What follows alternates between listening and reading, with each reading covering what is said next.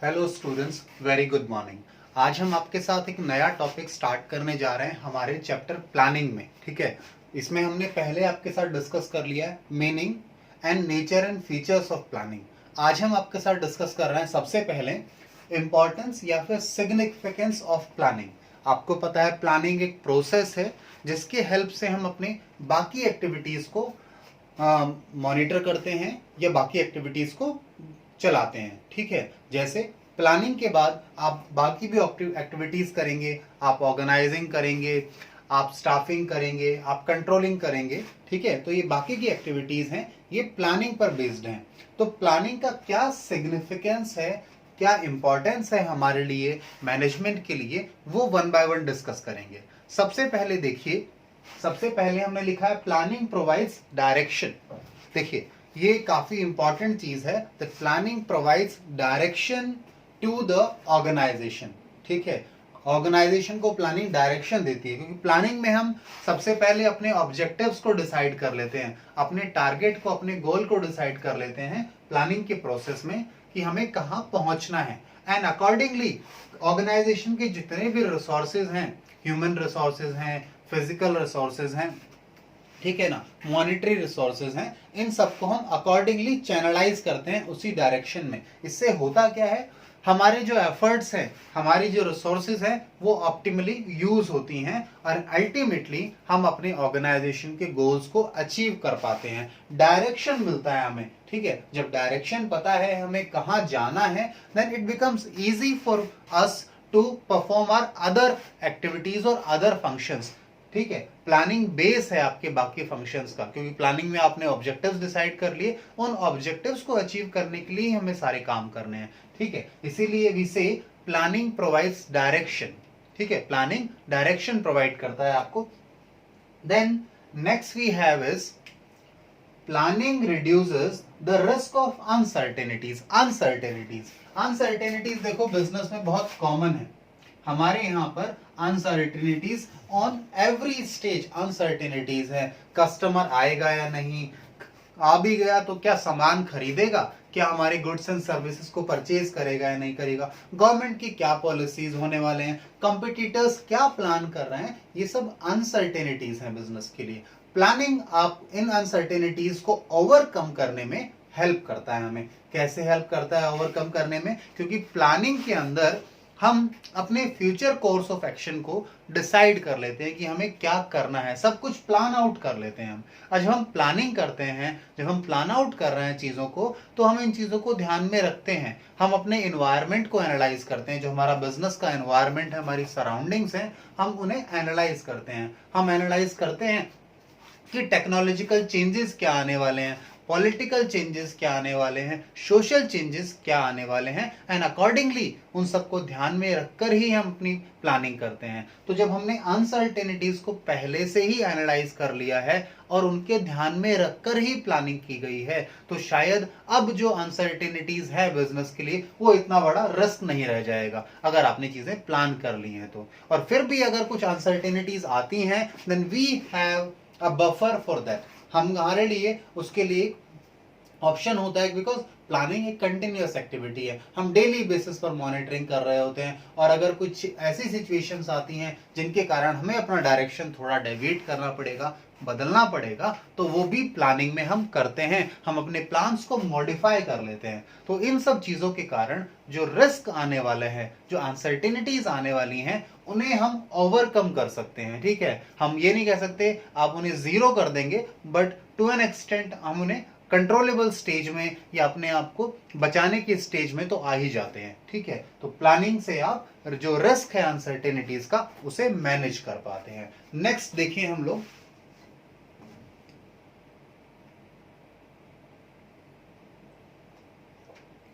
हाँ जी, तो नेक्स्ट हमारे पास है प्लानिंग रिड्यूसेस ओवरलैपिंग। प्लानिंग में क्या होता है जी, या प्लानिंग की हेल्प से आप क्या कर सकते हैं, आप जो ओवरलैपिंग होती है, ठीक है, यानी किसका क्या काम है पता ही नहीं है, आप भी उस काम को करने आ रहे हैं, मैं भी उस काम को करने आ रहे हैं, यानी एक दूसरे के दायरे में आ रहे हैं, एक दूसरे के काम के बीच में आ रहे हैं। ठीक है, यानी इंटरवेंशंस हो रही हैं, अननेसेसरी एक्टिविटीज हो रही हैं, रिसोर्सेज का वेस्टेज हो रहा है।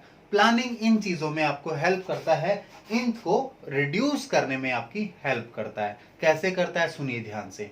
हमारी ऑर्गेनाइजेशन एक प्लान बनाती है, यानी पूरी ऑर्गेनाइजेशन के लिए प्लानिंग की जाती है। वही प्लानिंग हमारे डिफरेंट डिपार्टमेंट्स फॉलो करते हैं। उन्हीं मेन प्लान के बेसिस पर हमारे डिपार्टमेंटल प्लान्स भी बनाए जाते हैं, क्योंकि ऑब्जेक्टिव तो एक ही है। उसी ऑब्जेक्टिव को अचीव करने के लिए पूरी ऑर्गेनाइजेशन काम कर रही है, ठीक है। अब जब ऑर्गेनाइजेशन उन्हीं एक्टिविटीज को, उन्हीं ऑब्जेक्टिव्स को अचीव करने के लिए काम कर रही है, तो हमारे डिफरेंट डिपार्टमेंट्स को, डिफरेंट इंडिविजुअल्स को पता है कि उन्हें क्या काम करना है और क्या काम नहीं करना, ठीक है। यानी सबकी रिस्पॉन्सिबिलिटी, सबकी अथॉरिटी डिफाइंड है, तो ओवरलैपिंग नहीं होगी, ठीक है। ओवरलैपिंग नहीं होगी, ओवरलैपिंग नहीं होगी तो वेस्टेज ऑफ टाइम नहीं होगा, वेस्टेज ऑफ एनर्जी नहीं होगा। रिसोर्सेज, किस डिपार्टमेंट को कितनी रिसोर्सेज चाहिए, ये सब भी पहले से ही प्लान किया जाता है एंड अकॉर्डिंगली उसे मैनेज किया जाता है। तो जब सब कुछ प्लान्ड है आपके पास, तो आपकी जो वेस्टेज होने वाली है, वेस्टफुल एक्टिविटीज हैं, वो भी अब नहीं होंगी। उन्हें आप अवॉइड कर सकते हैं in the stage of planning itself, ठीक है। चलिए, next importance or significance of planning is that planning provides innovative ideas। देखिए मैनेजर जो हमारा है, उसे डेली बेसिस पर प्लानिंग करनी होती है। जब वो प्लान करता है तो उसे कुछ अलग करना होता है, उसे ऐसा कुछ करना होता है जो कि डिफरेंट हो, थोड़ा सा डिफरेंट हो, क्रिएटिव हो, इनोवेटिव हो, ऐसा कुछ करना होता है। ऐसा क्यों करना है? क्योंकि प्लानिंग कर रहे हैं जी। अगर प्लान कर रहे हैं, सोच समझ के कर रहे हैं, तो कुछ अच्छा करने की कोशिश होगी, कुछ नया करने की कोशिश होगी, कुछ इनोवेटिव करने की कोशिश होगी, ठीक है। यानी अपनी ऑर्गेनाइजेशन के गोल्स को अचीव करने के लिए हम वो सारे काम करते हैं ताकि हम उन्हें अचीव कर पाए, ठीक है। तो इसलिए प्लानिंग क्या है, मैनेजर्स के लिए एक सोर्स ऑफ मोटिवेशन है, एक सोर्स ऑफ इंप्रूवमेंट है, जिसके थ्रू वो लोग नए आइडियाज पर इंप्लीमेंटेशन करते हैं, ठीक है, ताकि अपने एम्प्लॉयज को, अपनी रिसोर्सेज को वो बेटर यूटिलाइज कर सकें, हमारे एम्प्लॉयज को वो खुश रख सकें। देखो, एम्प्लॉयज खुश हैं तभी तो ऑर्गेनाइजेशन के लिए काम करेंगे। सो इंपॉर्टेंट है, इनोवेटिव तरीके लाते हैं हमारे मैनेजर्स, हमारी मैनेजमेंट, ताकि काम अच्छे से हो पाए, हम अपने ऑब्जेक्टिव्स को अचीव कर पाए, ठीक है। आई होप ये पॉइंट आप लोगों को क्लियर है। इसके बाद हम नेक्स्ट पॉइंट पर चलते हैं, ठीक है। फिर भी कोई डाउट हो कहीं पर भी तो आप मुझे बिल्कुल लिख सकते हैं and accordingly will try and resolve it. चलिए, then next point we have is planning facilitates decision making. बिल्कुल, प्लानिंग फैसिलिटेट्स डिसीजन मेकिंग, इसका मतलब ये है कि प्लानिंग आपको डिसीजंस लेने में हेल्प करता है।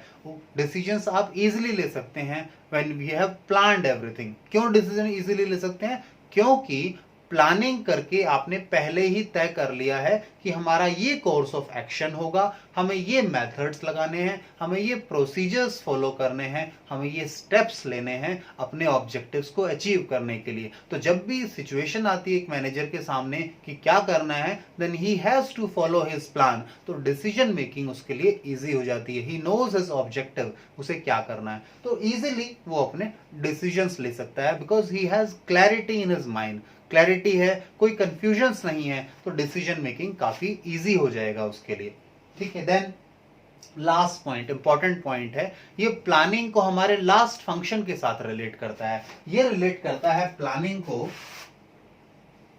कंट्रोलिंग के साथ, ठीक है। अब प्लानिंग को रिलेट करता है कंट्रोलिंग के साथ, तो यहां पर लिखा क्या है मैं एक बार रीड कर देता हूं। हमने यहां लिखा है planning establishes standard for controlling, यानी कंट्रोलिंग जो करना है उसके लिए स्टैंडर्ड आज ही दे देता है आपको प्लानिंग। यानी आपने किस चीज को कंट्रोल करना है, खुद सोचिए, आप कंट्रोल किसको करेंगे, आपको पता होना चाहिए ना, हमें ये करना है, तो इसी चीज, ये जो होना चाहिए इसी को तो कंट्रोल किया जाएगा। ये हो रहा है या नहीं हो रहा, इसकी मॉनिटरिंग की जाएगी। तो कंट्रोलिंग तो प्लान को ही किया जाता है। तो प्लान को हम कंट्रोल करते हैं, कंट्रोलिंग का प्रोसेस अप्लाई करते हैं कि हम देखने के लिए कि जो हमने एक्चुअली में डिसाइड किया था, हमने जो एक्चुअलिटी में प्लान किया था, क्या हम उसे अचीव कर पा रहे हैं या नहीं कर पा रहे हैं। कोई डेविएशन तो नहीं है, जब हम उसे अचीव करने की कोशिश कर रहे हैं, जो हमने प्लान किया है वो हम कर रहे हैं या नहीं कर रहे हैं, उससे अगर कोई डेविएशन आ रहे हैं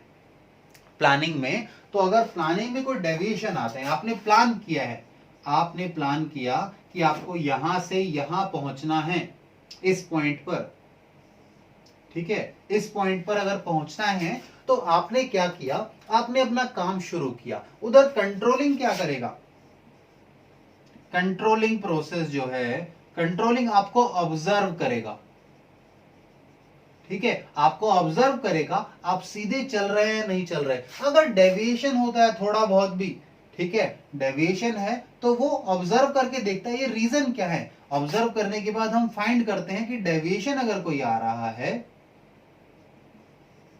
अगर कोई डेविएशन है तो उसके रीजंस क्या हैं, रीजंस देखेंगे हम, क्यों डेविएट हो रहे हैं हम, ठीक है, ठीक है, हमने रीजंस देख लिए। हम अगर हम डेविएट हुए हैं थोड़ा सा भी तो किन कारणों से डेविएट हुए हैं, फिर उन रीजंस को एनालाइज किया जाता है और फिर दोबारा से नए प्लान्स बनाए जाते हैं उन रीजंस को ओवरकम करने के बाद, उन डेफिशिएंसीज को ओवरकम करने के बाद, ताकि आप जो ने जहां पहुंचना है, जो आपको अचीव करना है, आप वहां तक पहुंच सकें।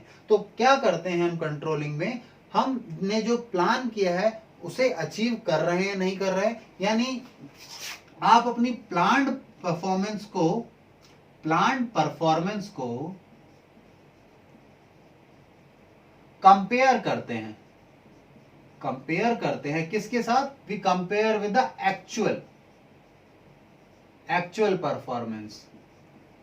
तो इन दोनों को आप कंपेयर करेंगे, प्लान को और एक्चुअल को कंपेयर करते हैं, ठीक है, ताकि आप पता लगा सकें जो आपने जहां पहुंचना था, जो आपने अचीव करना था, क्या आप वो अचीव कर पाए या नहीं कर पाए। नहीं कर पाए तो क्यों नहीं कर पाए, उनके रीजंस को ढूंढा जाता है। तो अगर लेट्स सपोज आपके पास प्लान ही नहीं है तो आप कंपेयर करेंगे किससे, एक्चुअल को, ठीक है, तो नहीं कर पाएंगे। बगैर प्लानिंग के कंट्रोलिंग फंक्शन का कोई रोल ही नहीं है। तो प्लानिंग क्या करता है, स्टैंडर्ड्स बना देता है कंट्रोलिंग के लिए, ताकि कंट्रोलिंग फंक्शन इजीली, अच्छे से, स्मूथली परफॉर्म किया जा सके। इंपॉर्टेंट बात है, बगैर प्लानिंग के कंट्रोलिंग हो ही नहीं सकता, कोई यूज नहीं होगा उसका, ठीक है। चलिए, तो ये हमारे इंपॉर्टेंसेस और सिग्निफिकेंस हैं प्लानिंग के, आप इन्हें नोट डाउन कर लीजिए, फिर हम अपने नेक्स्ट टॉपिक पर चलेंगे। लिख लीजिए आप इसे एक बार।